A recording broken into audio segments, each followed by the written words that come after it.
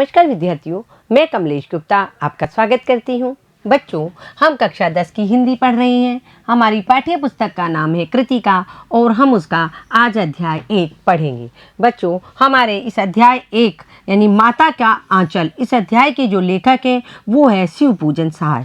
तो बच्चों, सर्वप्रथम हम लेखक परिचय पढ़ेंगे, तत्पश्चात हम पाठ परिचय पढ़ेंगे, फिर उसके बाद हम माता का आंचल शीर्षक नामक पाठ को पढ़ना प्रारंभ करेंगे। तो देखो बच्चों, शिवपूजन सहाय जो कि एक बहुत बड़े लेखक थे, सर्वप्रथम हम उनका परिचय जानेंगे। इनका जन्म सन 1893 में गांव उनवा, जिला भोजपुर, बिहार में हुआ था। यानी शिवपूजन सहाय जी का जन्म कहाँ हुआ था? बिहार में हुआ था। इनके बचपन का नाम भोलानाथ था। बच्चों, जो हमारी आज की कहानी है माता का आंचल, ये बच्चों इनका एक देहाती उपन्यास है, उसमें से ये लिया गया कुछ अंश है। उसमें जो हमारे नायक है, यानी कि जो अंश के जो नायक है, उनका नाम भी भोलानाथ है और यहाँ शिवपूजन सहाय के बचपन का नाम भी भोलानाथ था। 10वीं की परीक्षा पास करने के बाद उन्होंने बनारस की अदालत में नकल नवीस की नौकरी की। बच्चों, अदालत में एक नकल नवीस होता है, जो मतलब ऑर्डर की कॉपी, जो जज आदेश निकाल देते हैं उसकी जो कॉपी होती है उसकी नकल करके जो निकालते हैं उन्हें नकल नवीस कहते हैं। उनकी नौकरी इन्होंने कहाँ की? बनारस में। बाद में वे हिंदी के अध्यापक बन गए। बाद में वो हिंदी के अध्यापक बन गए, यानी हिंदी विषय पढ़ाने लगे। असहयोग आंदोलन के प्रभाव से उन्होंने सरकारी नौकरी से त्याग पत्र दे दिया। गांधी जी का असहयोग आंदोलन था, उसके चलते हुए उन्होंने सरकारी नौकरी छोड़ दी। शिवपूजन सहाय अपने समय के लेखकों में बहुत लोकप्रिय और सम्मानित व्यक्ति थे। यानी ये बहुत बड़े लेखक थे और बहुत अच्छे अच्छे गद्य की विधाएं ये लिखा करते थे। इन्होंने जागरण, हिमालय, माधुरी, बालक आदि कई प्रतिष्ठित पत्रिकाओं का संपादन भी किया। ये पत्रिकाएं थी बच्चों जागरण, हिमालय, माधुरी और बालक। इन पत्रिकाओं का इन्होंने संपादन किया। इसके साथ ही वे हिंदी को प्रतिष्ठित पत्रिका मतवाला के संपादक मंडल में भी थे। हिंदी की एक बहुत प्रतिष्ठित पत्रिका थी मतवाला, उसके भी ये उसका जो संपादक मंडल था उसमें भी ये थे। इनकी मृत्यु सन 1963 में, इनका देहांत हो गया, यानी सन 1963 में इनकी मृत्यु हो गई। वे मुख्यतः गद्य के लेखक थे, यानी शिवपूजन सहाय थे। इन्होंने गद्य भाषा में लिखा, गद्य की इन्होंने बहुत सारी विधाएं लिखी, पद्य में इन्होंने कम लिखा। देहाती दुनिया, ग्राम सुधार, वे दिन वे लोग, स्मृति शेष आदि उनकी दर्जन भर गद्य कृतियां प्रकाशित हुई। यानी देहाती दुनिया, ग्राम सुधार, वे दिन वे लोग, स्मृति शेष, इस तरीके की दर्जन भर यानी कम से कम 12 से भी अधिक इनकी जो गद्य कृतियां थी वो प्रकाशित हुई। आज जो हम पाठ पढ़ेंगे वो देहाती दुनिया का एक अंश है। शिवपूजन रचनावली के 4 खंडों में उनकी संपूर्ण रचनाएं प्रकाशित है। यानी इनके नाम से शिवपूजन रचनावली एक बहुत बड़ा मतलब ग्रंथ है, बुक है, एक पुस्तक है। उस पुस्तक के जो 4 खंड है इनमें उनकी सारी रचनाएं प्रकाशित है। जैसे प्रेमचंद के मानसरोवर के 8 खंड है, उसमें उनकी सारी कहानियां हैं, उसी प्रकार इनके 4 खंडों में, शिवपूजन रचनावली के 4 खंडों में इनकी जितनी भी रचनाएं हैं सब उनमें प्रकाशित है।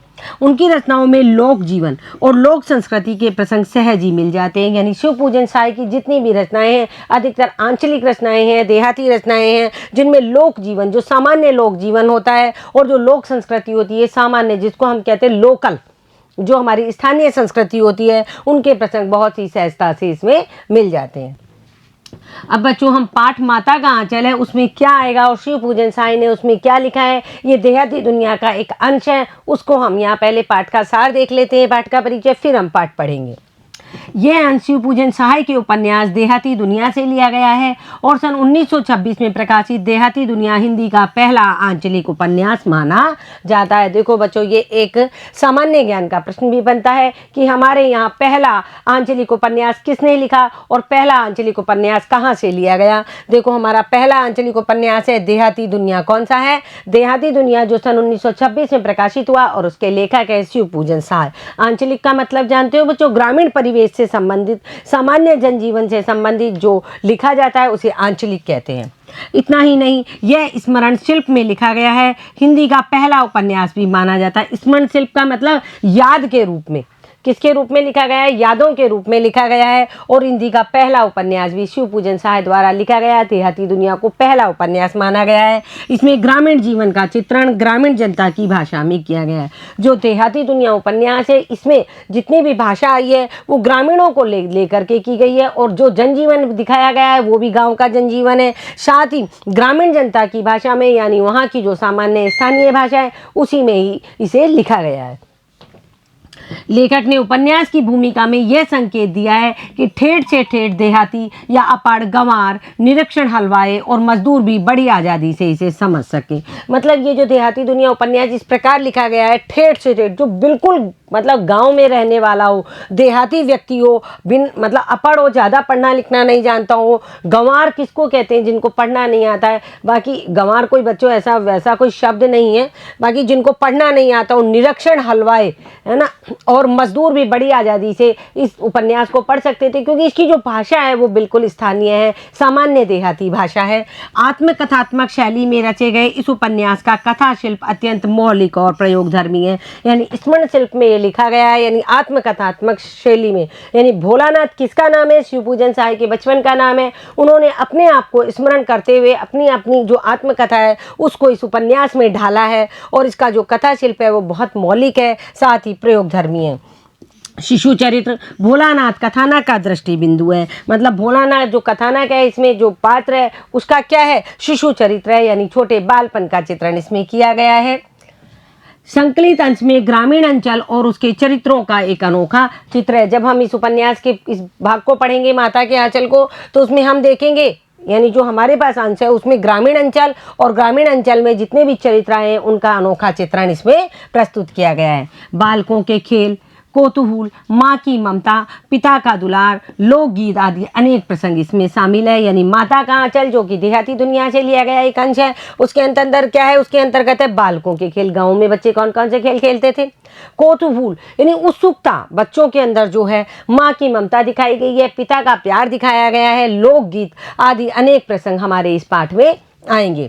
शहर की चकाचौंध से दूर गांव की सहजता को रचनाकार ने आत्मीयता से प्रस्तुत किया है। यानी कि देहाती दुनिया से जो हमारे यहाँ ममता का आंचल जो लिया गया है अंश, उसमें शहर की चकाचौंध से दूर गांव की जो सामान्य सहज और सरल जिंदगी है उसको रचनाकार ने बहुत ही अपने अंतर्मन से यानी आत्मीयता से प्रस्तुत किया है। यहाँ बाल मनोभाव की अभिव्यक्ति करते करते लेखक ने तत्कालीन समाज के पारिवारिक परिवेश का चित्रण भी किया है। यानी एक बालक के मनोभाव का, बालक के मन का वर्णन करते हुए उसके भावों की अभिव्यक्ति करते करते लेखक ने क्या बताया? तत्कालीन यानी उस समय का, तत्कालीन यानी उस समय का 1926 के समय का जो समाज था उसका पारिवारिक परिवेश कैसा था उसका चित्रण लेखक ने यहाँ माता के आंचल में किया है। देखो बच्चों, अब हम शुरू करेंगे यहाँ पढ़ना माता का आंचल। जहाँ लड़कों का संग तहाँ बाजे मृदंग, जहाँ बुड्ढों का संग तहाँ खर्चे का तंग। देखो शुरुआत में लेखक ने 2 लाइनें लिखी है, 2 पंक्तियां लिखी है। जहाँ लड़कों का संग यानी जहाँ बच्चे होते हैं, खास करके जो मतलब मेल बेबी होते हैं यानी लड़के जो होते हैं वो क्या करते हैं? तहाँ बाजे मृदंग, बहुत चहल पहल रखते हैं। तहाँ बाजे मृदंग, मृदंग एक प्रकार का वाद्य यंत्र होता है, मृदंग जो बजता है वो एक प्रकार का वाद्य यंत्र होता है। यानी जहाँ लड़के होंगे एक साथ वहाँ बहुत शोरगुल रहेगा, और जहाँ बुढ़े बुढ़े यानी अधेड़ अवस्था के लोग होंगे, एक मतलब किशोर अवस्था से ऊपर और युवा अवस्था से ऊपर जो होती है, जहाँ बुढ़ों का संग होगा वहाँ खर्चे का तंग। यानी कि व्यक्ति क्या करता है, जब अपनी एक उम्र में आ जाता है युवा अवस्था से ऊपर, तो उसके पर घर की जिम्मेदारियां आ जाती है और वो उसी तनाव में रहता है। और जहाँ बच्चे बच्चे होते हैं वहाँ मृदंग की तरह वो सदैव बजते रहते हैं। अब देखो लेखक क्या कहना चाहते हैं। ये जो बाल शिशु लेखक है वो यहाँ अपना वर्णन कर रहे हैं अपने माता पिता का और अपने पारिवारिक जीवन का। हमारे पिता तड़के उठकर निबट नहाकर पूजा करने बैठ जाते थे। हम बचपन से ही उनके अंग लग गए थे। माता से केवल दूध पीने तक का नाता था, इसलिए पिता के साथ ही हम भी बाहर की बैठक में ही सोया करते थे। यानी जो बालक है वो बता रहा है कि हमारे पिता तड़के यानी जल्दी सुबह प्रभात में उठकर निबट कर नहाकर पूजा करने बैठ जाते थे। पहले के लोग बच्चों बहुत जल्दी उठा करते थे और जल्दी ही सोया करते थे। और बच्चा वो कह रहा है कि हम बचपन से ही उनके अंग लगे थे, यानी उनके साथ साथ ही रहे, जैसा वो करते थे वैसा ही हम करते थे। और माँ से केवल हम दूध पीने तक का अपना रिश्ता रखते थे कि माँ के पास केवल हम दूध पीने जाया करते थे, इसलिए पिता के साथ हम भी बाहर की बैठक में ही सोया करते थे। यानी पिता बाहर की बैठक में सोते थे तो हम भी उन्हीं के साथ सोते थे और उन्हीं के साथ सुबह जल्दी उठते थे। वे अपने साथ ही हमें भी उठाते और साथ ही नहला धुलाकर पूजा पर बैठा लेते। हम भभूत का तिलक लगा देने के लिए उनको दिक करने लगते थे। यानी कि जब पिता उठते थे तभी वो बच्चा उठ जाता था साथ के साथ जो अपने बारे में बता रहा है, और पिता के साथ नहा धो करके पूजा करने बैठ जाता। और भभूत यानी जब कोई चीज़ को जलाने के बाद में जो राखसी बच जाती है, जैसे अगरबत्ती जला ली या कोई धूप बत्ती जला ली, उसे कहते हैं भभूत। उसका तिलक लगाने के लिए हम उनको दिक यानी जिद करने लग जाते थे कि पहले हमको भभूत का तिलक लगा दो। कुछ हंसकर, कुछ झुंझलाकर और कुछ डांट कर वे हमारे चौड़े लीलार में त्रिपुंड कर देते थे। यानी पिता है हंस करके, दुलार करके, डांट करके, और वो क्या करते थे, बच्चा कह रहा है मेरे चौड़े लीलार पर, लीलार यानी ललाट जो माथा होता है, त्रिपुंड यानी एक प्रकार का तिलक लगा दिया करते थे जिसमें 3 लाइनें होती है। हमारे लीलार में भभूत खूब खुलती थी, यानी मतलब उनका चौड़ा जो माथा था उसके ऊपर भभूत बहुत सुंदर लगती थी। सिर में लंबी लंबी जटाएं थी, यानी बच्चे के लंबे लंबे बाल थे, और भभूत रमाने से हम खास बम भोला बन जाते थे। यानी जैसे भोले बाबा है उन पे भभूत लगा दे, उनकी जटाएं होती है, उसी तरह ये बच्चा बता रहा है कि मेरे लंबे लंबे बाल थे जटाओं की तरह, और जब मेरे पिताजी उसमें भभूत का त्रिपुंड लगा देते थे तो मैं भोलेनाथ की तरह बन जाता था। पिताजी हमें बड़े प्यार से भोलानाथ कहकर पुकारा करते थे, पर असल में हमारा नाम था तारकेश्वर नाथ। हम भी उनको बाबूजी कहकर पुकारा करते और माता को मैया। देखो बच्चों, ये ग्रामीण अंचल की बातें हैं कि किस तरह पिताजी बड़े प्यार से बच्चे को भोलानाथ कह के पुकारते थे, भोलेनाथ की तरह उनका श्रृंगार कर देते थे तब, और उनका नाम था तारकेश्वर नाथ। और बच्चा बता रहा है कि हम अपने पिता को बाबूजी और माँ को मैया कह करके पुकारा करते थे। जब बाबूजी रामायण का पाठ करते तब हम उनकी बगल में बैठे बैठे आईने में अपना मुंह निहारा करते थे। जब वे हमारी ओर देखते तब हम कुछ लजाकर और मुस्कुराकर आईना नीचे रख देते थे और वह भी मुस्कुरा पड़ते थे। यानी पिताजी तो रामायण पढ़ रहे होते थे, बच्चा पास में रखे हुए आईने को उठा कर गए, अपना त्रिपुंड लगा हुआ है मुंह में, सिर के ऊपर, और अपना मुखमंडल उस आईने में देखा करते थे। और जब पिताजी पढ़ते पढ़ते रामायण बच्चे की तरफ देखने लगते थे तो बच्चा थोड़ा लजा जाता था, शर्मा जाता था, और आईने को मुस्कुरा कर आईना नीचे रख देता था। आईना यानी जो कांच जिसमें मुंह देखते हैं, और वह भी मुस्कुरा पड़ते थे। पूजा पाठ कर चुकने के बाद वह राम राम लिखने लगते और अपनी एक रामनामा बही पर वह 1000 राम नाम लिखकर वह उसे पाठ करने की पोथी के साथ बांध कर रख देते। अब देखो बच्चों, पुराने टाइम में भी था, अब भी कई लोग धर्मात्मा लोग क्या करते हैं, राम राम का नाम लिखते हैं पूजा करते समय। उसी तरह भोलेनाथ के पिताजी जब पाठ पूजा कर लेते थे तो राम राम लिखने लगते। उन्होंने अपने राम नाम की एक बही पर 1000 राम राम लिखकर और उसे पाठ करने की पोथी के साथ बांध करके उसे रख दिया करते थे। यानी राम का नाम 1000 बार लिखते थे। फिर 500 बार कागज के छोटे छोटे टुकड़ों पर राम नाम लिखकर आटे की गोलियों में लपेटते। यानी 500 बार कागज के छोटे छोटे राम राम लिख देते, उनके कागज के छोटे छोटे टुकड़े होते, उन टुकड़ों में गोलियां डालते आटे की और उनमें लपेट देते मतलब गोलियों को, और गोलियों को लेकर गंगा जी की ओर चल पड़ते थे। बनारस की बात है तो बनारस में गंगा जी है। उस समय भी हम उनके कंधे पर विराजमान रहते थे। जब वे गंगा में एक एक आटे की गोलियां फेंककर मछलियों को खिलाने लगते तब भी हम उनके कंधे पर ही बैठे बैठे हंसा करते थे। यानी अपने पुत्र को कंधे पर बैठा करके मछलियों को गोली खिलाने राम नाम के कागज में रख के ले जाया करते थे। जब वे मछलियों को चारा देकर घर की ओर लौटने लगते तब बीच रास्ते में झुके हुए पेड़ों की डालों पर हमें बैठाकर झूला झुलाते थे। ये पिता और बच्चे का प्यार है। देखो बच्चों कि मतलब जब मछलियों को वो चारा यानी गोलियां डाल के वापस आते तो रास्ते में जो बड़े बड़े पेड़ों की छोटी छोटी डालें होती उनमें बैठा करके वो अपने बच्चे को झूला झुलाते थे। कभी कभी बाबूजी हमसे कुश्ती भी लड़ते और वह शिथिल होकर हमारे बल को बढ़ावा देते और हम उनको पछाड़ देते। शिथिल यानी कमजोर, यानी बच्चे के सामने पिता स्वयं को कमजोर बना देता और क्या करते, बच्चे से हार जाते थे। तो बच्चा क्या होता है, फिर खुश होता था। ये उतान पड़ जाते और हम उनकी छाती पर चढ़ जाते थे। उतान मतलब पीठ के बल लेटना। जब आगे बता रहा है कि हमारे पिताजी हमसे हार जाते थे ताकि बच्चा खुश हो जाए। अगर बच्चे को हरा दिया तो बच्चा बहुत निराश हो जाता है। ये बच्चे को खुश करने के लिए पिता खुद मतलब उससे हार जाते थे बच्चे से कि वो जीत गया है, और फिर क्या करते थे, पीठ के बल लेट जाते। और बच्चा बता रहा है हम उनकी छाती पर चढ़ जाते थे। छोटा बच्चा है अपने पिता के सीने पर बैठ जाता है, और जब हम उनकी लंबी लंबी मूछें उखाड़ने लगते तब वे हंसते हंसते हमारे हाथों को मूछों से छुड़ाकर उन्हें चूम लिया करते थे। यानी बता रहे हैं कि मेरे पिताजी मुझे किस तरह प्यार करते थे। मैं उनके सीने पे बैठ के उनकी मूछें उखाड़ता था तो किस तरह अपने हाथ मतलब मेरे हाथ अपने मूछों से छुड़ा करके मेरे हाथों को चूम लिया करते थे। फिर जब हम उनसे खट्टा और मीठा चुम्मा मांगते तब हम बारी बारी कर अपना बायां और दाहिना गाल उनके मुंह की ओर फेर देते थे। बच्चों, छोटे बच्चों के साथ ये प्यार करने का जो अनुभव है, लाड लड़ाने का, दुलार करने का जो अनुभव है, वो बच्चा यहाँ बता रहा है। बाएं का खट्टा चुम्मा लेकर जब वे दाहिने का मीठा चुम्मा लेने लगते तब अपनी दाढ़ी या मूछ हमारे कोमल गालों पर गड़ा देते थे और हम झुंझला कर फिर उनकी मूछें नोचने लग जाते थे। यानी बच्चा भोलेनाथ है जो बता रहा है कि हम अपने पिता के साथ किस तरीके का व्यवहार करते थे, पिता हमें किस तरह दुलारा करते थे, उन सब का वर्णन बच्चा यहाँ कर रहा है। इस पर वे बनावटी रोना रोने लगते। यानी जो अपने पिता की मूछें जोर से पकड़ लेते थे तो उनके पिताजी बनावटी रोना रोने लगते और हम अलग खड़े खड़े खिलखिलाकर हंसने लग जाते। यानी बच्चे को ये लगता था कि मैं जीत गया और मेरे पिता हार गए।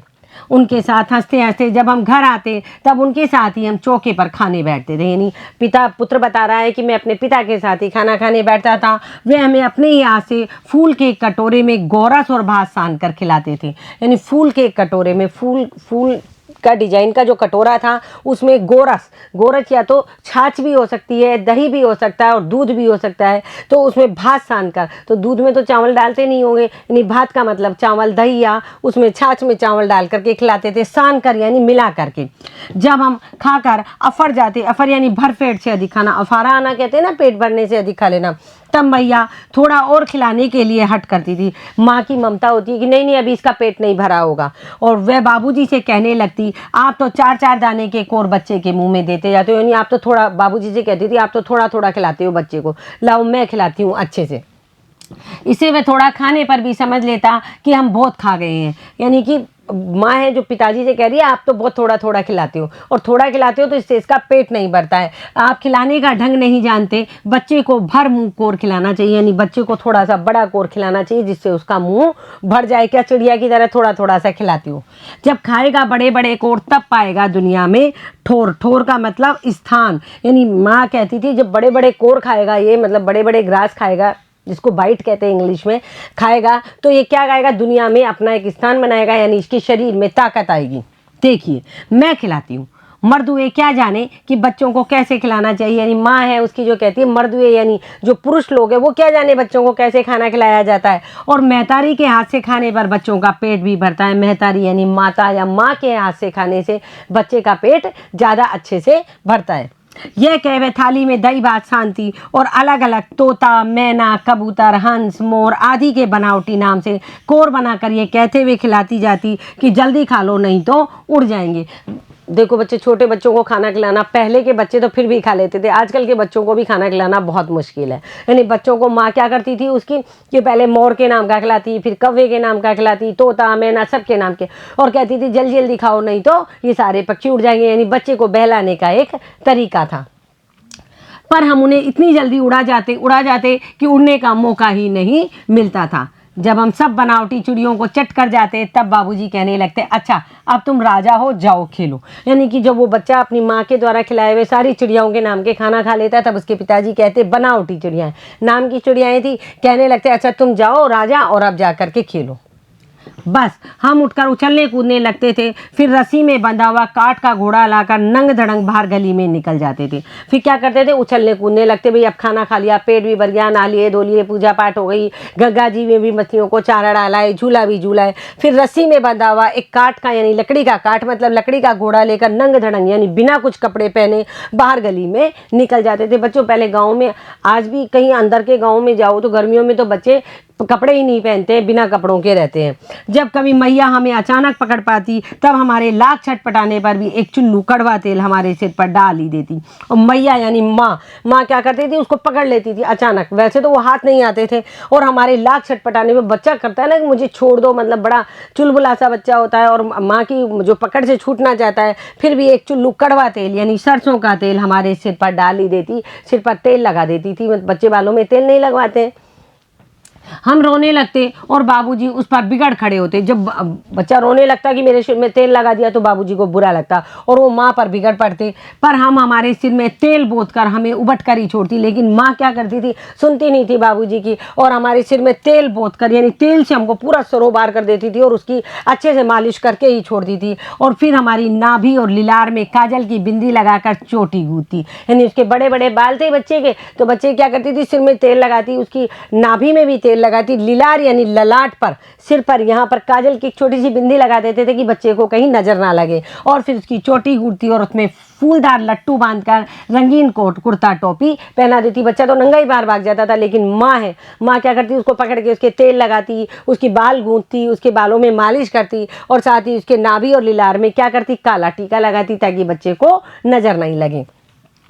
हम खांसे कन्हैया बनकर बाबूजी की गोद में सिसकते सिसकते बाहर आते। कन्हैया यानी कृष्ण की तरह उसको तैयार कर देती, कृष्ण भगवान की तरह, यानी हम अच्छे खासे कन्हैया बन के बाबूजी फिर प्यार से उसको गोद में लेकर के बाहर आते और वो सिसकते सिसकते, यानी मम्मा ने क्या कर दिया, माँ ने पूरा मुझे कपड़े पहना के ऐसे तैयार कर दिया। बच्चे होते हैं ना, बाल सुलभ जो घटनाएं वो बताई जा रही है। बाहर आते ही हमारी बाट जोड़ने वाले बालकों का एक झुंड मिल जाता था। बाहर आते क्या है, छोटे छोटे बच्चे उसका इंतजार कर रहे होते थे। हम उन खेल साथियों को देखते हुए सिसकना भूलकर बाबूजी की गोद से उतर पड़ते थे। यानी हम वो जो खेलने वाले हमारे साथी थे उनको देख लेते, देखते ही हमें क्या होता था, हमारा रोना यानी सिसकना बंद हो जाता और बाबूजी की गोद से उतर करके उन बच्चों की टोली में मिल जाते थे और अपने हमजोलियों के दल में मिलकर तमाशे करने लग जाते थे। अपने हमजोलियों यानी जो समान उम्र के बच्चे होते हैं उनके साथ मिलकर के तमाशे यानी खेल खेलने लग जाते थे। और तमाशे भी कोई ऐसे वैसे नहीं, तरह तरह के नाटक खेला करते थे बच्चों। पहले ये टीवी मोबाइल कुछ भी नहीं था और एक समय अभी तक जब तक टीवी नहीं आया था, टेलीविज़न नहीं आया था, तब तक बच्चे दुकान लगाते हैं, घर बनाते हैं, तरह तरह के पिट्ठू है, गिल्ली डंडा है, बहुत सारे खेल बच्चे खेला करते थे। शहरों में भी बच्चे इस तरह के खेल खेला करते थे। ये 1926 की बात है। तब की ग्रामीण अंचल के जो खेल थे नाटक वाले वो किस तरह होते थे उन्हें हम आज यहाँ देखेंगे। चबूतरे का एक कोना ही नाटक घर बनता था। बाबूजी जिस छोटी चौकी पर बैठकर नहाते थे वही रंगमंच बनती थी और उसी पर सरकंडे के खंभों पर कागज का चंदोवा तान कर मिठाइयों की दुकान लगाई जाती थी। चंदोवा मतलब छोटा सा सामियाना, कागज का एक, जैसे अपन टेंट हाउस नहीं बना लेते हैं आजकल, तो टेंट हाउस आते हैं बच्चों के टॉयज में, उस वक्त कागज का ही एक सामियाना बना लेते थे बच्चे। और जो बाबूजी की चौकी होती थी उस पर ही सरकंडे के खंभे, यानी वो सरकंडे आते हैं, बड़ी बड़ी बांस की जो खपचियाँ सी आती है उन पर कागज लगा करके छोटा सामियाना बना करके मिठाई की दुकान लगा लेते थे। अब बच्चे देखो मिठाई की दुकान लगा ली उन्होंने, उसमें चिलम के खोंचे पर कपड़े के थालों में ढेले के लड्डू यानी मिट्टी के जो ढेले होते हैं ना उसके तो लड्डू, पत्तों की पूरी कचौरियाँ, गीली मिट्टी की जलेबियाँ, फूटे घड़े के टुकड़ों के बताशे आदि मिठाइयाँ सजाई जाती थी। यानी नकली चौकी के ऊपर सामियाना बना करके इन सब चीज़ों के, यानी मिट्टी के चिलम के खोंचे पर कपड़े के थालों में, चिलम का जो खोंचा होता था उसमें कपड़े के छोटे छोटे थाल बना लेते थे, उनमें ढेले यानी मिट्टी के लड्डू, पत्ते जो होते थे पेड़ों की उनको पूरी कचौरियाँ बताते थे, गीली मिट्टी की जलेबी बना लेते थे और फूटे घड़े के टुकड़ों के बताशे, यानी घड़े के टुकड़े जो होते हैं, घड़े हैं और ये शिकोरे इनके टुकड़ों के वो बताशे आदि मिठाइयाँ सजाई जाती थी। यानी मिठाइयों की दुकान पूरी उनकी सज जाती थी। ठीकरों के बटखरे और जस्ते के छोटे छोटे टुकड़ों के पैसे बनते थे। ठीकरे आते हैं भाई बच्चों, जो आपने देखे होंगे मटकी के टुकड़े होते हैं, मटकी हो या कोई मिट्टी का बना हुआ पका हुआ पात्र हो, उसके जो टुकड़े होते हैं उनके ठीकरों के बटखरे और जस्ते के जस्ता जो धातु होती है उसके छोटे छोटे टुकड़ों के हम पैसे बनाते थे। हम ही लोग खरीदार और हम ही लोग दुकानदार बनते थे। कभी कोई खरीदार बन जाता था, कोई दुकानदार बन जाता था, कभी कोई दुकानदार बन जाता था। बाबूजी भी 2-4 गोरखपुरिये पैसे खरीद लेते थे, यानी बाबूजी भी उन बच्चों में सम्मिलित हो जाते थे और उनसे गोरखपुरिये पैसे, मतलब ये पैसों के कोई नाम होंगे, गोरखपुरिये पैसे उनसे खरीद लिया करते थे। थोड़ी देर में मिठाई की दुकान बढ़ाकर हम लोग घरौंदा बनाते थे। अभी मिठाई की दुकान का नाटक खत्म, उसको खत्म कर देते थे और घरौंदे, मिट्टी के घरौंदे बनाने लगते थे। धूल की मेड़ दीवार बनती और तिनकों का छप्पर कैसे बनाते थे। धूल की जो मेड़ होती है, धूल को मिट्टी को गीला करके उसकी दीवारें बनाते थे और तिनकों से उसके ऊपर छप्पर बनाया करते थे। दातुन के खंबे, दिया सलाई की पेटियों के किवाड़, घड़े के मुहड़े की चूल्हा चक्की, दिए की कढ़ाई और बाबूजी की पूजा वाली आचमनी कलछी बनती थी। यानी कि अब वो क्या करते हैं, घर बना रहे हैं और घर के अंदर रसोई में क्या क्या सामान होना चाहिए वो सब करते थे। दातुन जो होती थी, पेड़ की जो दातुन तोड़ के लाते थे उसके खंबे बना लेते थे। दिया सलाई की जो माचिस की पेटियों के किवाड़ बनाते थे। घड़े के मुहड़े की चूल्हा चक्की, घड़े के मुंह के ऊपर वो गोल गोल सी रिंग होती है उसको निकाल करके उसकी चूल्हा चक्की बनते थे। दिए को कढ़ाई बनाते थे। साथ ही बाबूजी की पूजा करने वाली आचमनी, जिसमें से अपन जल लेते हैं ऐसे करके, छोटा सा आगे से एक छोटी सी चम्मच टाइप वो होता है, उसकी कलछी बना करती थी। आगे देखो बच्चों, पानी के घी, धूल के पिसान और बालू की चीनी से हम लोग जोनार तैयार करते थे। पानी को घी बनाते थे, धूल के पिसान बनाते थे और बालू की चीनी यानी बालू मिट्टी को चीनी बना करके जोनार, जोनार का मतलब होता है भोज या दावत। आज भी गाँव में जोनार होती है, यानी कि जो बड़ा भोजन जो दिया जाता है लोगों को वो उसे जोनार कहते हैं। शादी में, शादी ब्याह में जो बड़ी दावत होती है गाँव में उसे जोनार नाम दिया जाता है। तो ये सब चीज़ पानी के घी, धूल के पिसान और बालू की चीनी से क्या बनाया करते थे, जोनार बनाते थे। हम ही लोग जोनार करते और हम ही लोगों की जोनार बैठती, यानी हम ही लोग जोनार करने वाले, यानी हम ही बनाने वाले और हम ही खाने वाले हुआ करते थे। और जब पंगत बैठ जाती थी तब बाबूजी भी धीरे से आकर 5 के अंत में जीमने के लिए बैठ जाते। जीमना मतलब भोजन करना। जब पंगत बैठ जाती थी बच्चों की, वो जो झूठा खाना बना रहे हैं वो भी जो झूठ मूठ में खेल रहे थे, तो बाबूजी भी उसमें जीमने के लिए आकर के बच्चों के साथ में बैठ जाया करते थे। उनको बैठते देखते ही हम लोग हंसकर और घरौंदा बिगाड़ कर भाग चलते थे। जैसे ही बाबूजी आते बच्चे क्या करते थे, हंस करके भाग जाते और घरौंदे को हटा जाते या बिगाड़ जाते। वह भी हंसते हंसते लोटपोट हो जाते और कहने लगते, फिर कब भोज होगा भोलानाथ। फिर अपने बच्चे से पूछा, अच्छा बेटा आप कब भोज करोगे, यानी मैं कब आऊँ तुम्हारे यहाँ जीमने। कभी कभी हम लोग बारात का भी जुलूस निकालते थे। देखो बच्चों कितने सारे खेल खेलते थे। कभी तो घर बनाते थे, कभी मिठाइयों की दुकान सजाते थे। अब तो बारात ही निकाल ली बच्चों ने। अब बच्चे कैसे बारात निकालते हैं देखो, कनस्तर का तंबूरा बजता था। कनस्तर जानते हो ना, पीपा जैसे घी का डिब्बा जो होता है, चौकोर टाइप घी का तेल का, उसका तंबूरा बजता था। तंबूरा भी एक वाद्य यंत्र होता है, उसको बजाते थे ढोल की तरह। अमोले को घिसकर शहनाई बजाई जाती थी। अमोले यानी आम का उगता हुआ पौधा जो होता है ना, उसकी जो डंडी निकाल करके, तना निकाल करके उसकी शहनाई बनाते थे। टूटी चूहेदानी की पालकी बनती थी। जो चूहेदानी टूट जाती थी उसको पालकी बना लेते थे, यानी उसमें दुल्हन को लाएंगे। और हम समधी बनकर बकरे पर चढ़ लेते थे, यानी गांव में मवेशी भेड़ बकरी बहुत होते थे। और यहाँ पर भोलानाथ बता रहे हैं जो बच्चे कि हम समधी बन जाते थे। समधी जानते हो ना, जैसे लड़की के फादर और लड़के के फादर जो पिता आपस में होते हैं वो समधी कहलाते हैं। उनके जो रिश्तेदारी होती है वो समधी की होती है। और बकरे पर चढ़ लेते और चबूतरे के एक कोने से चलकर बारात दूसरे कोने में जाकर दरवाजे लगती थी। मतलब बारात का खेल खेलते थे कि भाई दूल्हा या समधी बारात पे जा रहे हैं। वहाँ काठ की पटरियों से घिरे, गोबर से लिपे, आम और केले की टहनियों से सजाए हुए छोटे आंगन में कुल्हिए का कलसा रखा रहता था। वहीं पहुंचकर बारात फिर लौट आती थी। अब भाई बारात घर से बकरे पे बैठ के निकल गई, जिसमें कनस्तर का तंबूरा बज रहा है और हमें अमोले को यानी आम के पौधे को घिसकर शहनाई बज रही है, चूहेदानी की पालकी जा रही है, समधी बकरे पे बैठ के जा रहा है। अब वो कहाँ पहुँचती थी बारात, एक कोने से चलती और दूसरे कोने पर पहुँचती थी, तो वहाँ क्या था, वहाँ काठ यानी लकड़ी की पटरियों से जाकर घिरे, गोबर से लिपे, आम और केले की टहनियों से सजाए हुए छोटा सा एक आंगन था। उनको आम और केले की टहनियों से सजा करके कुल्हिए का कलसा यानी कुल्हड़ जो होता है मिट्टी का, उसका कलसा रखा रहता था। और वहीं पहुंच करके बारात फिर वापस लौट आती थी। लौटने के समय खटोली पर लाल ओहर डालकर उसमें दुल्हनिया को चढ़ा लिया जाता था। ओहर यानी पर्दे के लिए डाला हुआ कपड़ा, यानी एक छोटा सी खटोली जानते हैं, छोटी जो पलंग होता है, छोटी सी जो खाट होती है उसको खटोली कहते हैं। उस पर लाल कपड़ा डाल लेते थे और उस पर डाल करके, और यानी पर्दे के लिए उस पर लाल कपड़ा डाल करके उसमें दुल्हन को ले करके आते थे। बच्चे थे, उन्हीं में से कोई दूल्हा बन जाता, कोई दुल्हन बन जाता था। लौट आने पर बाबूजी ज्यों ही ओहार उगार कर दुल्हन का मुख नहीं रखने लगते, त्यों ही हम लोग हंसकर भाग जाते। जैसे ही वो खटोली पर बैठा करके दुल्हन को लेके आते और ओहार उगार कर, ओहार यानी वो जो लाल कपड़ा उगार करके बाबूजी जैसे ही दुल्हन का मुंह देखने लगते, बच्चे हंस करके भाग जाया करते थे।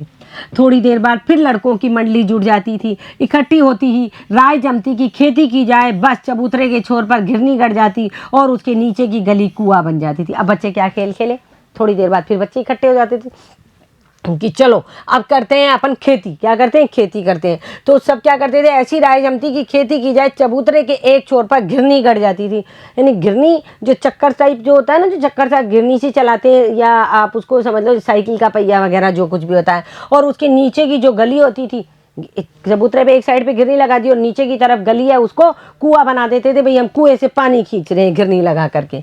मूंज की बटी हुई पतली रस्सी में एक चुक्कड़ बांध गराड़ी पर चढ़ाकर लटका दिया जाता। चुक्कड़ यानी कुल्लड़, यानी एक पतली रस्सी पे कुल्लड़ बांध दिया जाता था और उसको घिरनी पे छोड़ दिया जाता था। आपने कुओं पे देखा है ना, घिरनी लगी रहती है, उस पे से रस्सी से बाल्टी को नीचे डाला जाता है। इस तरह घिरनी लगा देते थे और घिरनी को एक पतली रस्सी से कुल्लड़ को बांध के उस घिरनी के ऊपर छोड़ दिया करता था।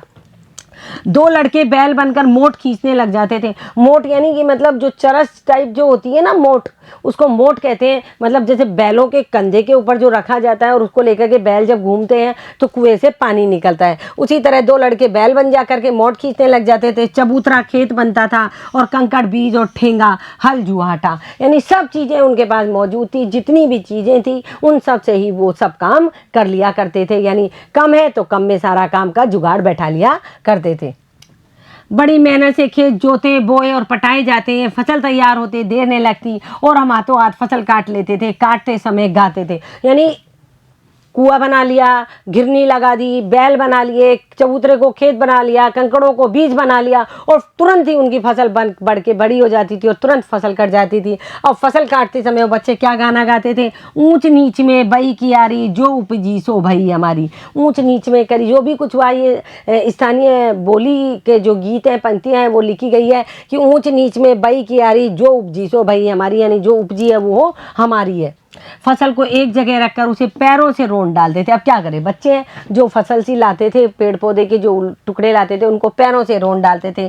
कसोरे का सूप बनाकर ओसाते और मिट्टी की दिए के तराजू पर तोलकर राशि तैयार कर देते थे। कसोरे यानी मिट्टी का जो छिछला कटोरा होता है, जो कम गहरा होता है, उसे कसोरा कहते हैं। उसका सूप बनाते थे, ओसते और मिट्टी के दिए के तराजू पर तोलकर उसका सूप बना करके और उसको मिट्टी और दिए के तराजू पर तोलकर राशि तैयार कर देते। इसी बीच बाबूजी आकर पूछ बैठते, इस साल की खेती कैसी रही भोलानाथ। यानी हर बार अंत में बाबूजी यहाँ आ जाते हैं और पूछते हैं कि तुम्हारी फसल कैसी रही भोलानाथ।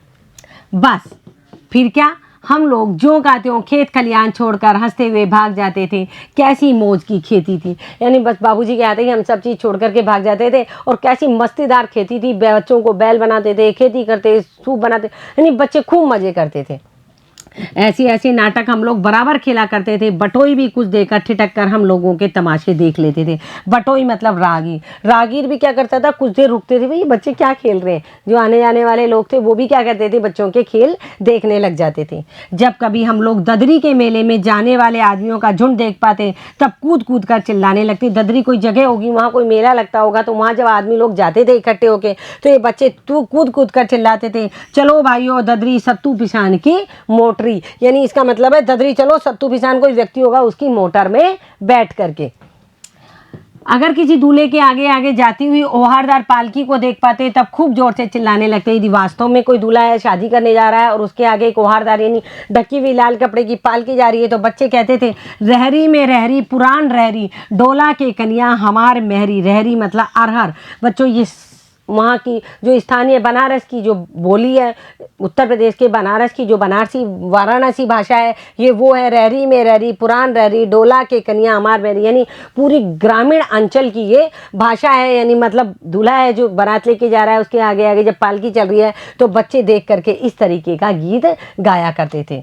इसी पर एक बार बूढ़े वर ने हम लोगों की बड़ी दूर तक खदेड़ कर ढेलों से मारा था। मुझे ये कोई चिढ़ाने वाला गीत होगा। एक बार क्या हुआ, भोलेनाथ बता रहा है कि एक बार बूढ़े वर ने, यानी कोई बूढ़ा दूल्हा था, उसने हम लोगों को बड़ी दूर तक खदेड़ कर ढेलों से मारा, यानी हमको बड़ी दूर तक भगा के आया। वो उसकी बारात के आगे आगे नाचते हुए जा रहे थे। उस पर खसूट खब्बीस की सूरत, और आज तक हमें याद है, न जाने किस ससुर ने वैसा जमाई ढूंढ निकाला था। वैसा घोड़मुआ आदमी हमने कहीं नहीं देखा।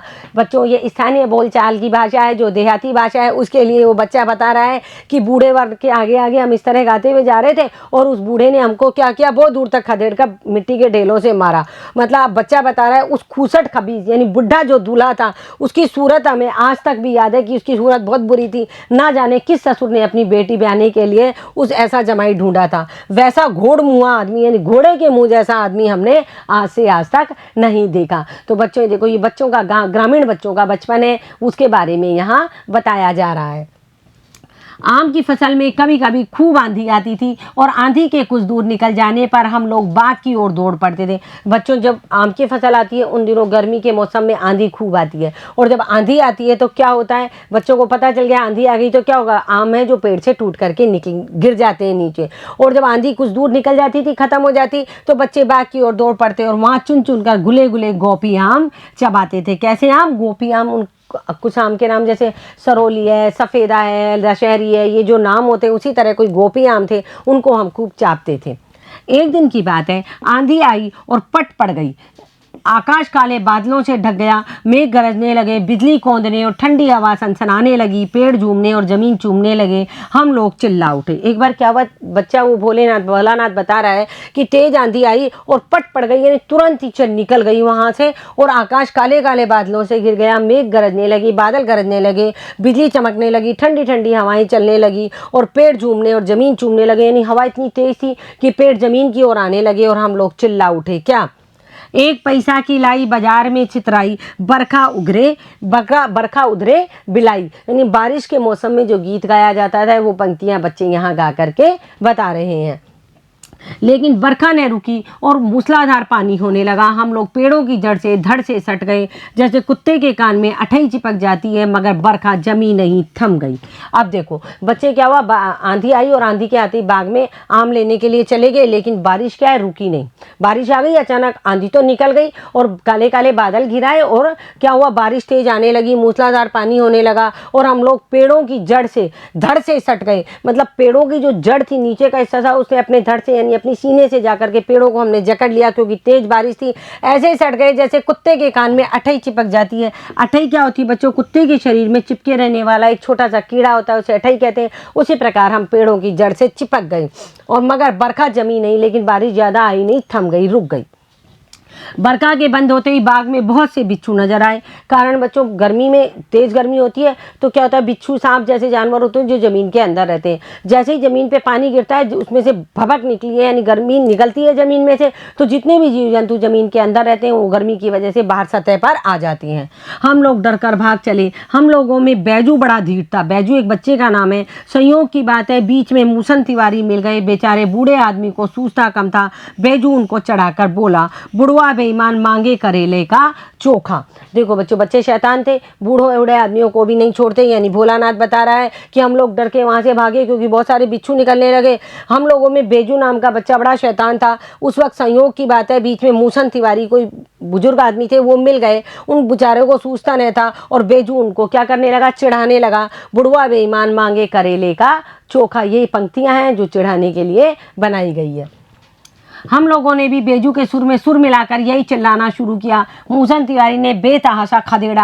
हम लोग तो बस अपने अपने घर की ओर आंधी हो चले। यानी उसको, बुजुर्ग आदमी को जब वो चिढ़ाने लगे तो बच्चों की आदत होती है ना, सुर में सुर मिलाते हैं, भेड़ चाल चलते हैं। वो बेजू चिल्लाने लगा तो सारे बच्चे भी सुर में सुर मिलाकर चिल्लाने लगे। तो मूसन तिवारी जो कि अधेड़ अवस्था की व्यक्ति थे, उन्होंने उनको बेतहाशा यानी जबरदस्त खदेड़ के भगाया जोर से। और हम लोग तो, यानी भोलानाथ बता रहे हैं, हम लोग तो बस अपने अपने घर की ओर आंधी हो चले। यानी आंधी की तरह, जैसे आंधी तेजी से भागती है ऐसे भाग चले। जब हम लोग ना मिल सके तब तिवारी जी सीधे पाठशाला में चले गए। यानी बच्चे जब अपने अपने घर भाग गए तो तिवारी जी कहाँ चले गए? पाठशाला में चले गए शिकायत करने गुरुजी से। वहां से हमको और बेजू को पकड़कर लाने के लिए 4 लड़के गिरफ्तारी वारंट लेकर के छूटे। यानी कि पाठशाला में गुरुजी से शिकायत करने चले गए तो वहां से क्या हुआ, मतलब भोलानाथ को और बेजू को पकड़ लाने के लिए 4 लड़के स्कूल से आए, गिरफ्तारी वारंट लेके गए, इनको पकड़ के लाओ, बेजू को और भोलानाथ को। इधर जो ही हम लोग घर पहुंचे तो ही गुरुजी के सिपाही हम लोगों पर टूट पड़े। यानी गुरुजी के भेजे हुए 4 बच्चे आ गए। बेजू तो 9-2-11 हो गया। 9-2-11 होना बच्चों एक मुहावरा है, यानी कि भाग गया वहां से और हम पकड़े गए। फिर तो गुरुजी ने हमारी पूरी खबर ली, क्योंकि मूसन तिवारी ने क्या कर दिया था, मूसन तिवारी ने हमारी गुरुजी से शिकायत कर दी थी। अब आगे सुनो। बाबूजी ने यह हाल सुना, वे दौड़े हुए पाठशाला में आए, गोद में उठाकर हमें पुचकारने और फुसलाने लगे। पर हम दुलारने से भी चुप होने वाले लड़के नहीं थे, क्योंकि अब तो पिताजी भी आ गए और पिताजी बहुत दुलार करते थे, तो बच्चा और लाड़ पे चढ़ जाता है। रोते रोते उनका कंधा आंसुओं से तर कर दिया। वे गुरुजी की चिरोरी करके हमें घर ले चले। चिरोरी यानी विनती। यानी पिताजी ने गुरुजी से कहा, कोई बात नहीं, बच्चा है, गलती हो गई, अब इसको माफ़ कर दो, और उसको बच्चे को घर लेके आ गए। रास्ते में फिर हमारे साथी लड़कों का झुंड मिला। वे जोर से नाचते और गाते थे, माई पकाई गरर गरर पुआ, हम खाई पुआ ना खेलब जुआ। अब जब स्कूल से गुरुजी से डांट खा के जब पिताजी उसको वापस लेके आ गए भोलानाथ को, तो रास्ते में उसके फिर सहपाठी मिल गए और जोर जोर से नाच गा रहे थे। माई पकाई गरर गरर पुआ, यानी माँ ने हमारी ने गरम गरम पुए पकाए हैं और हमने खूब पुए खाए हैं, हमने कोई जुआ नहीं खेला है।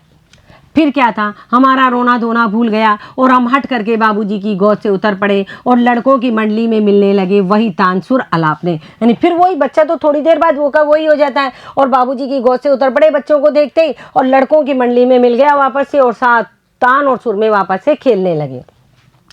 तब तक सब लड़के सामने वाले मकई के खेत में दौड़ पड़े। मतलब अब क्या हुआ, सारे लड़के इकट्ठे हो गए तो सामने मक्के का खेत था, उसमें चले गए। उसमें चिड़ियों का झुंड चल रहा था। चिड़ियों का जो झुंड है, चिड़ियाँ फसल पे आके बैठती है, मक्के पर बैठी हुई थी, वे दौड़ दौड़ कर उन्हें पकड़ने लगी। बच्चे हैं, बाल सुलभ शैतानियाँ करते हैं, यानी चिड़ियाओं को ही पकड़ने लगे, पर एक भी हाथ ना आई। चिड़िया हाथ आ सकती है, चिड़िया फुर से उड़ जाती है। हम खेत से अलग ही खड़े होकर गा रहे थे, यानी हाँ, भोलानाथ चिड़िया पकड़ने नहीं गया और खेत से अलग होकर क्या गा रहा था, राम जी की चिड़ैया, राम जी का खेत, खा लो चिड़ैया भर भर पेट। यानी कि भोलेनाथ जी वाला एक पंक्ति गुनगुना रहा था। वो चिड़ियाओं को पकड़ने नहीं गया कि राम जी की चिड़िया, राम जी का खेत, चिड़िया भी राम जी की, खेत भी राम जी का, चिड़िया इसलिए खा लो चिड़िया भर भर पेट। इसलिए चिड़िया का मतलब है चिड़िया तुम भर भर पेट खा के चले जाओ, यानी किसी दूसरे का खेत है, ये मेरा खेत तो है नहीं। हमसे कुछ दूर बाबूजी और हमारे गांव के कई आदमी खड़े होकर तमाशा देख रहे थे और यही कहकर हंसते थे कि चिड़िया की जान जाए लड़कों का खिलौना। सचमुच लड़के और बंदर पराई पीर नहीं समझते। यानी उनके पिताजी हैं और गांव के 2-4 आदमी हैं, वो खड़े होकर तमाशा देख रहे हैं कि बच्चे कैसे चिड़ियाओं के पीछे भाग रहे हैं और कह रहे हैं चाहे चिड़ियाओं की जान चली जाए, लेकिन लड़कों के लिए तो चिड़िया एक खिलौना हो जाती है। यानी कि सचमुच लड़के, वास्तव में लड़के जो हैं वो और बंदर पराई पीर को नहीं जानते, यानी दूसरे के दुख को नहीं जानते। एक टीले पर जाकर हम लोग चूहों के बिल से पानी उलीचने लगे। अब देखो शैतानियों का कोई अंत नहीं, चिड़ियाओं को भी उड़ा दिया, शैतानी भी कर ली। अब सारे बच्चे इकट्ठे होकर के एक टीले पे चले गए, वहाँ चूहों के बिल थे और उसमें पानी डालने लगे। क्या डालने लगे? पानी। नीचे से ऊपर पानी फेंकना था, हम सब थक गए। यानी नीचे से ऊपर पता नहीं कैसे वो पानी फेंक रहे थे और पानी फेंकते फेंकते सभी थक गए। तब तक गणेश जी के चूहे की रक्षा के लिए शिव जी का सांप निकल आया। यानी वो बिल में पानी तो चूहों के लिए डाल रहे थे, लेकिन क्या हुआ, चूहा तो नहीं निकला। अब यहाँ लेखक भोलानाथ बता रहे हैं वो कि मतलब किस तरह गणेश जी की चूहों की रक्षा करने के लिए बिल में से एक सांप निकल आया। रोते चिल्लाते हम लोग बेतहाशा भाग चले। सांप से बच्चे बुरी तरह डर गए। दुनिया भर की शैतानी करने के बाद बच्चे चूहे के उस टीले पर पहुंच के चूहे के बिल में पानी डाल रहे थे। बेतहाशा मतलब बिना कुछ सोचे समझे भाग चले। कोई औंधा गिरा, कोई अंटा चिट, किसी का सिर फूटा, किसी के दांत टूटे। यानी सांप के बिल में पानी डाला, सांप तेजी से निकला और सांप को निकलते हुए देख करके बहुत सारे बच्चे थे, एक साथ भागे। तो उस भगदड़ में क्या हुआ, कोई औंधा यानी उल्टा गिर गया, कोई अंटा चिंटा टेढ़ा गिर गया, किसी का सिर फूट गया तो किसी के दांत टूट गए। सभी गिरते पड़ते भागे। हमारी सारी देह लहूलुहान हो गई। देह यानी शरीर, लहूलुहान यानी घायल हो गई। पैरों के तलवे कांटों से छलनी हो गए। यानी कि तेजी से भागे, भागने से चप्पलें भी कहीं खुल गई और पैरों के तलवों में बहुत सारे कांटे चुभ गए। हम एक सुर से दौड़े हुए आए और घर में घुस गए। एक सुर से मतलब एक सांस में हम दौड़ करके आए और सीधे घर में घुस गए। उस समय बाबूजी बैठक के ओसरे में बैठकर हुक्का गुड़गुड़ा रहे थे। जब हम घर में तेजी से भागे तो बाबूजी बैठक के ओसरे में यानी एक तरफ बैठ करके ओसारे में हुक्का गुड़गुड़ा रहे थे, हुक्का पी रहे थे। उन्होंने हमें बहुत पुकारा, पर उनकी अनसुनी करके हम दौड़ते हुए मैया के पास ही चले गए और जाकर उनकी गोद में शरण ली। यानी पिताजी हमको पुकारते ही रह गए, भोलानाथ क्या हुआ, भोलानाथ क्या हुआ, लेकिन हमने पिताजी की एक ना सुनी और सीधा भाग करके गए और अपनी मैया यानी माँ की गोदी में जाकर के शरण ली, यानी माँ की गोदी में जाकर के छिप गए। मैया चावल अमनिया कर रही थी, यानी चावल साफ कर रही थी। हम उसी के आंचल में छिप गए। हम डर से कांपते देखकर वह जोर से रो पड़ी और सब काम छोड़ बैठी। अधीर होकर हमारे भय का कारण पूछने लगी। यानी देखो बच्चों, बच्चा है, पिता के साथ हंसता है, खेलता है, सब कुछ करता है, लेकिन जब बच्चे के मन में भय बैठ जाता है या कहीं कुछ उसके साथ गलत हो जाता है तो उसको अपनी माँ की याद आने लग जाती है। हम चाहे उम्र में कितने बड़े हो जाएं, बच्चा हो चाहे बड़े हो, लेकिन यदि हमारे ऊपर भी कोई मुसीबत आती है तो सबसे पहले हमें अपनी माँ की याद आती है। उसी प्रकार बच्चा भाग करके पिता के साथ खेलता है, रहता है, सब काम करता है, लेकिन परेशानियां आने पर बच्चा क्या कर रहा था, डर करके भागा और भाग करके माँ के आंचल में छुप गया। और माँ भी बच्चे को इस स्थिति में देख करके रो पड़ी और सब काम छोड़ करके हमारे डर का कारण यानी भोलेनाथ के डर का कारण पूछने लगी। कभी हमें अंग भर कर दबाती, कभी हमारे अंगों को अपने आंचल से पूछकर हमें चूम लेती। बड़े संकट में पड़ गई। यानी कभी हमको प्यार से ऐसे अपने सीने से चिपका रही थी, कभी हमारे जो हमारे शरीर के हाथ पैर थे उनको आंचल से अपने मतलब पल्लू से पहुंच करके हमें चूम लेती। बड़े संकट में पड़ गई कि बच्चे को क्या हो गया, बच्चा इतना कैसे डर गया। झटपट हल्दी पीसकर हमारे घावों पर थोपी गई। घर में कुहराम मच गया। हम केवल धीमे सुर से सा सा सा कहते हुए मैया के आंचल में लुके जाते थे, लुके चले जाते थे। यानी मुंह से पूरी तरह सांप भी नहीं निकल रहा था। बच्चा इतना डर गया और बार बार सा सा सा बोलते हुए माँ के आंचल में, माँ के पल्लू में छुपे जा रहा था। सारा शरीर थर थर कांप रहा था, रोंगटे खड़े हो गए थे। हम आंखें खोलना चाहते थे पर वे खुलती नहीं थी। हमारे कांपते हुए होठों को मैया बार बार निहार कर रोती और बड़े लाड़ से हमें गले लगा लेती। यानी बच्चा इतना डर गया था कि वो आंखें खोलना चाह रहा है, लेकिन सांप के डर के मारे उसकी आंखें नहीं खुल रही। और मैया है जो भी डर गई कि मेरे बच्चे को क्या हो गया, बच्चे के जो बोलते वक्त होठ कांप रहे थे, सा सा सा, उनको बार बार निहार करके वो रो रही थी और बड़े लाड़ से हमें गले लगा रही थी, बार बार हमें प्यार कर रही थी। उसी समय बाबूजी दौड़े आए, आकर झट हमें मैया की गोद से अपनी गोद में लेने लगे, पर हमने मैया के आंचल की प्रेम और शांति के चंदोवे की छाया ना छोड़ी। देखो बच्चों, ये जो पीछे की लाइन है कि पिताजी जो हमको अपनी गोद में लेने लगे तो तब भी हमने माँ के आंचल की प्रेम और शांति के चंदोवे की छाया ना छोड़ी। यानी बच्चा चाहे हर हंसी ठिठोली, खेलना, खाना, कूदना सब पिता के साथ कर लेगा, लेकिन परेशानी में उसे केवल अपनी माँ का जो आंचल है, जिसमें जो शांति और प्रेम मिलता है, उसके अंदर जा कर के वो छिप जाता है। यानी पिता के गोद लेने लगे, लेकिन हमने अपने पिता की गोद में हम नहीं गए और हमने अपने मैया के आंचल की, यानी लेखक भोलानाथ जो यहाँ बता रहे हैं, वो कह रहे हैं मैंने अपनी माँ के आंचल की प्रेम और शांति का जो चंदोवा माँ के आंचल में मिलता है वो कहीं नहीं मिलता, उसकी छाया हमने नहीं छोड़ी। यानी मैंने नहीं छोड़ी, मैं माँ की गोद में, माँ के आंचल में ही दुबकारा। देखो बच्चों, हमने ये देहाती दुनिया से लिया एक अंश है माता का आंचल। इसमें देखो बच्चों, पूरा ये दिखाया गया है कि बच्चा पिता के साथ किस प्रकार रहता है, केवल अंत की लाइनों में, मतलब सारा खेल कूद सब काम पिता के साथ करता है, लेकिन भय से मुक्ति पाने के लिए, प्रेम पाने के लिए वो सदैव माँ के आंचल में ही जा कर के छिपता है। तो देखो बच्चों, आज हमने यहाँ शिव पूजन साय जी के द्वारा लिखा गया जो ये देहाती दुनिया से एक अंश आया है माता का आंचल, इसको पढ़ा और इसमें बहुत से देहाती और ठेठ जो गंवारू शब्द है, देहाती जो ठेठ आंचलिक शब्द है, उन आंचलिक शब्दों को हमने पढ़ा। ये जो देहाती दुनिया, ये जो उपन्यास है, ये उपन्यास सन 1926 में शिव पूजन साय द्वारा लिखा गया। ये हमारे यहाँ का दुनिया का पहला देहाती यानी आंचलिक उपन्यास था। बच्चों, आप इसको पढ़ो और पढ़ करके इसके शब्दार्थों को जानो और पाठ को समझने का अभ्यास करो। धन्यवाद।